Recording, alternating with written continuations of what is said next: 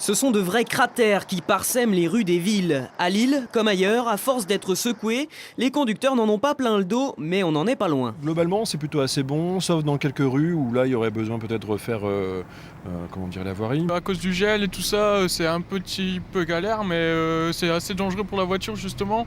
Pas d'afflux pour le moment dans les garages, signe que les conducteurs sont prudents, et cela vaut mieux.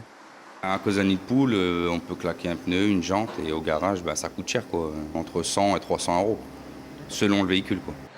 Les communes font remonter les problèmes à la métropole. Et chaque jour, une dizaine d'équipes techniques inspectent les 2700 km de voirie de l'agglomération pour boucher et souvent reboucher près de 30 000 m² de trous. Ça peut tenir 2 jours, ça peut tenir une semaine, ça dépend du roulement. S'il y a des camions, des bus, on peut recommencer 2 jours après. Pour une sécurité durable, il faudra tapisser les voies proprement. Et là, l'addition va être salée à cause des dernières intempéries. On a mis 5 millions cette année.